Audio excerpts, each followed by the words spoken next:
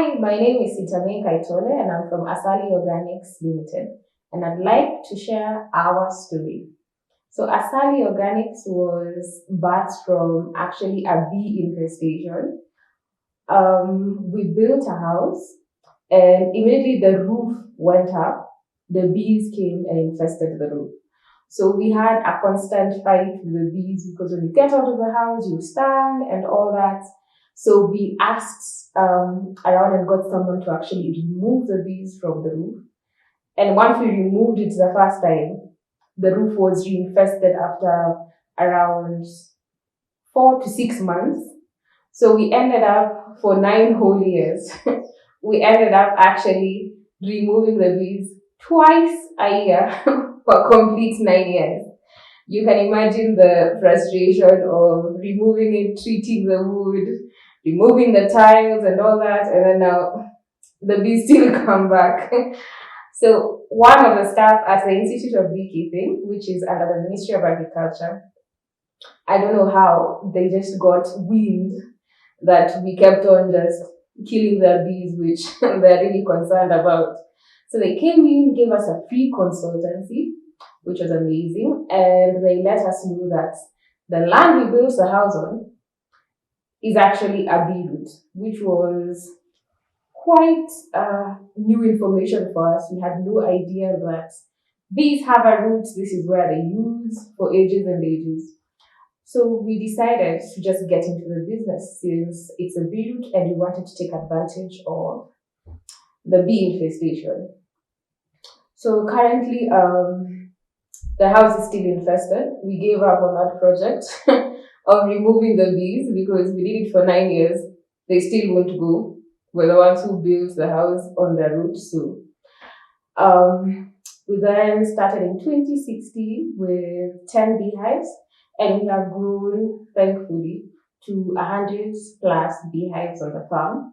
And we also offer more services like we sell equipment and tools, we sell our improved Langstroth beehive, we have equipment like the honey bucket with tap that helps you to just, after harvesting, you just bottle your own produce. We have the different equipment which you can also check out on our website, which will be linked below. And yes, that is how we got into the business of beekeeping. So once we actually got an expert to speak to us about the bee roots, we decided that we need to get more information, more training, more skills. So we were trained at the Institute of Beekeeping at Lenana for almost a week. We got our certification as beekeepers, and from then on, we decided let's get some beehives. We started with 10 beehives, grew to around 26, and as rookies at that time, we just placed them on stands and left them there according to our training. But we did not know and we did not anticipate that in the savannah we have an animal called the honey badger. And this thing is literally lethal.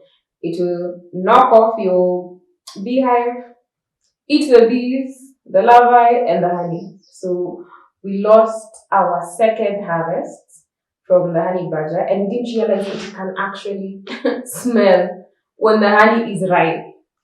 So these are things we actually grew into knowing.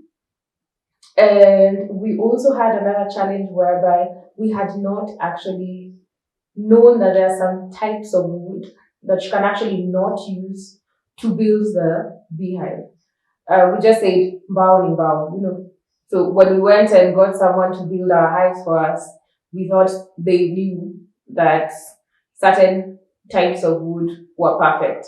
So which now has really caused a bit of damage because now they used cypress wood, which actually attracts insects into the beehive rather than attracts the bees, even after application of the beeswax.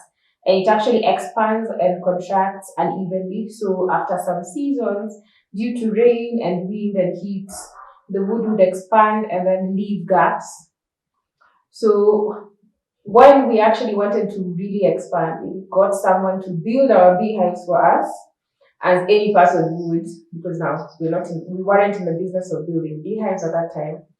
So we got 100 beehives, and we didn't realize it was cypress wood because they were painted really well. They came smelling fresh, and after some time, we realized after the honey badger had actually stolen our harvest, the bees absconded, and now the insects came in. So we had so many questions like, how did the insects come in after we applied the beeswax to attract the bees? So definitely we went consulting our own teachers, and then they advised us on the type of wood that is meant to be used in making beehives, which is just one type of wood, just pine wood. And we got a different type of wood, which was cypress. So the 100 beehives now became like a liability instead of an advancement and a growth for us. So we had to replace those beehives, which was quite costly. And we are now, from that experience, from the honey badger experience, from the wood that was actually built to make the 100 beehives, now we became such experts from around 2018, because now we are constantly in touch with the beehives, in touch with the colonies. We had first-hand experience. So we went on to decide the normal beehives are not working for us in the savannah. So we decided, let's make a beehive that is honey badger proof, because now our main problem was the honey badger. When we're about to actually harvest, the badger just comes, hits off the beehive, and you put them on stands. We tied them up with binding wire, and the problem was it would hit the super, and even if it had some small space, like it would shift the super from the brood box, just a small, like a couple of inches difference, it would put its hand in and then tear out part of the brood. So it got to our harvest even when we actually used binding wire. We thought this is secure. So what we have done, we actually improved the Langstroth beehive, and what we actually sell and what we actually make now are pine wood beehives, which is now the correct and the perfect wood.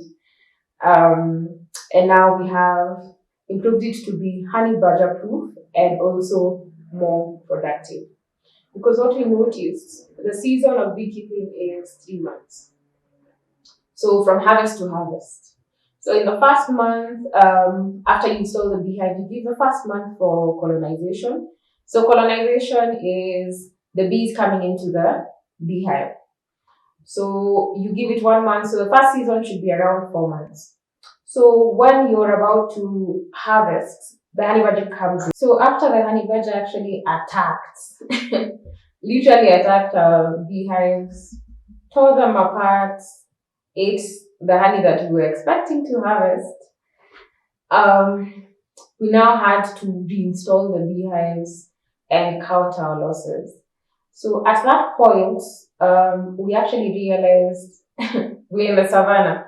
As you know, the savannah has a multitude of wild animals, and we hadn't actually experienced or gotten any information about the challenges of beekeepers in the savannah. So from there, we actually got to thinking we need a solution to this problem of the honey badger, because now it's more so just feeds the savannah land most of the times. So after the honey badger actually attacked our beehives and actually tore apart some of them, we realized that the bees, after they were attacked with the honey badger, they absconded. So we had to reinstall the beehives. Some of them were too damaged, especially the super boxes. So we had to replace the super boxes and reinstall the beehive, clean it up, and reapply the beeswax so that they are attracted again. So we got to thinking, if the honey badger is actually in the savannah, and it can smell when the honey is actually about to be ripe. Like when the bees have already capped, it doesn't attack before the honey is ripe. So now we realize we have a problem in our hands and we need to resolve it very fast because we cannot continuously now go to losses. So we then got to thinking how, what is the issue with the honey badger? How does it work to actually hit the beehive? So we went on to actually now use binding wire. So we used binding wire, secured the beehive on the stands, and it happened again. Funny story, it happened again after we used the binding wire. So what we realized, the honey badger actually hits the brood box and tries to separate the brood box from the super box. So even if it gets a small portion of the super box away from the brood box, it puts its hand in and eats out the wood, then gets access into the beehive. So after our second loss, we had to come up with our improved beehive now that we actually is retailing in the market and it's honey badger proof. We decided to put some deterrents along the brood box so that when it hits the brood box or the super box, they don't actually give any space for it and it's not able to eat away the whole part of the wood. It has to actually hit the super box and separate and get some leverage to actually put its hand in and eat out some of the wood and then enter and eat the honey, the bees, and the larvae there. And the funniest thing we realize is that it does not get harmed by the bees. So it can be stung all along. It eats the bees actually. So that was also a very big challenge. So we thought the bees would overpower the honey badger, but the honey badger is quite lethal, more lethal than the bees themselves. So from then on, when we wanted to expand, we got someone to make our beehives, just as any person starting off would do. So we got someone to make our beehives. We purchased 100 beehives, and they were pretty good, same Langstroth beehives. And um, after some time, we realized after the honey badger attacked, now the second time we'd already increased the 100 beehives. So during the second attack of the honey badger, when the bees absconded and we had reinstalled the beehives, we realized the type of wood used was attracting insects more than the bees. So even after reinstalling, there were more insects infesting into the beehives rather than the bees. And in some situations, the bees actually colonized the beehive, and colonization is just the beehive actually attracting bees and them starting a home within the beehive. So after some time, the bees come in, and because of the type of wood used, the insects would come in and the bees would abscond. So we had situations whereby we inspect the first month, the second month, and then maybe the ants come in. And it's not the situation whereby we hadn't greased the stands themselves. We'd already gotten mitigation tactics against the ants, against the wasps, and all that. So that was taken care of. So when we consulted our teachers at that time, that was around 2017, they let us know that there are some type of woods that are just not good for bees. They attract insects more than the bees themselves. So we got quite a challenge there because now the wood itself, we had 100 beehives on our hands. When they get colonized, the insects come and chase away the bees. So we now learned about the perfect wood to make the beehives. And at that time, we were also looking for solutions for the honey badger. And we combined those two things. And now we have our improved Langstroth beehives that actually produces an average of 15 kilos and a maximum of 22 kilos, which we've increased the size of the beehive because now we were going for commercial beekeeping rather than having just beehives to produce home use honey. So our beehive is actually much larger, honey badger proof, and the best type of wood. So we actually had an apiary visit with a client in Nyahururu just recently, and they'd actually just cut down some trees to clear the land for farming, and they used the same type of wood that we actually bought from the second retailer of the beehives. So it was funny because it was like a deja vu. We had this experience in 2017. Now this time we have a client actually coming, calling us for an apiary visit. Like, I made beehives, the bees came in, and now they're not there. So we were able to advise our clients from then on. We did a bit of rehabilitation of the beehives, but with a caution that the beehives will not last even more than 2 seasons. So he's now making preparations to actually change over and buy our beehives. And this is what I always tell clients: it's better to purchase beehives from experts like Asali Organics rather than make your own beehives. Even if you're clearing land for farming, use that wood to actually even do fencing or something that is not so sensitive like beekeeping. Because now he made 180 beehives, and they actually divided it into three. He took some, he gave the ants some, family affair. We're gonna get into this business. So sharing is caring, and he did that, but now it came into losses because of the type of wood used.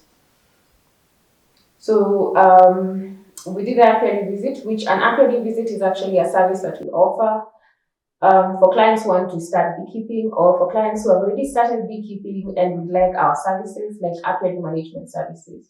So for our apiary visit, we actually have a base charge of 4,000 Kenya shillings, and it's dependent on the distance. So the base charge is 4,000 Kenya shillings.